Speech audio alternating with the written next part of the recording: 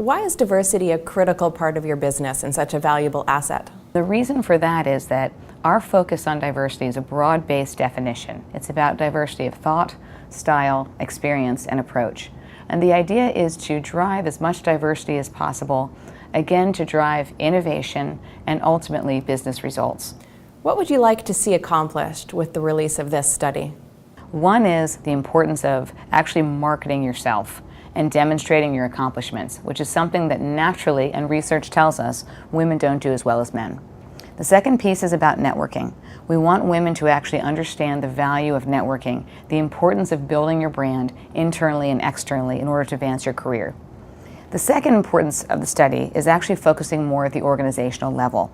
We want organizations to walk away with some key, tangible ways to address and build an environment that supports diversity and inclusion. And why is it so important for Thomson Reuters to support women of influence in this study?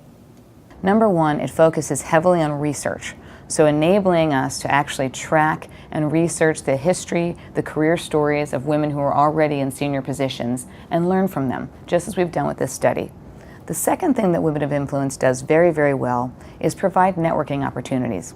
And not just traditional large-scale networking events, but actually small-scale opportunities, dinners, roundtable discussions, where peers of women, senior leaders, can gather amongst themselves and talk about issues together, not only to address them as individuals or within their own organizations, but also to address them as a broader community of women leaders across the globe, so that we can actually make a change over time.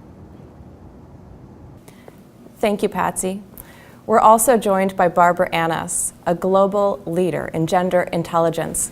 Barbara, as the world leader in gender intelligence, what did you find most interesting about the senior executive women studied in this profile?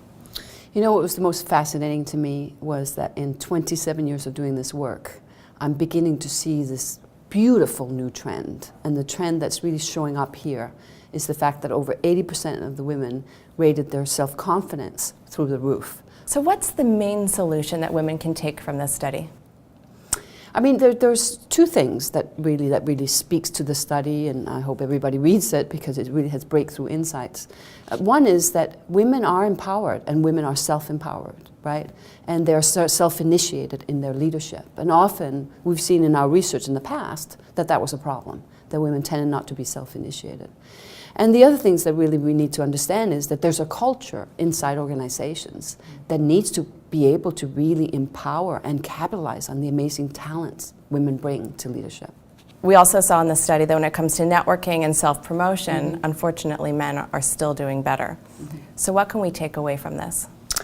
First of all, you need to be gender intelligent. You know, there are some foundational differences between men and women. If we don't understand that, we misinterpret those differences, right? Because women really are wired not to self-promote. Part of their values, you know, it's almost out of integrity for a lot of women to boast and self-promote, even though they're incredibly talented.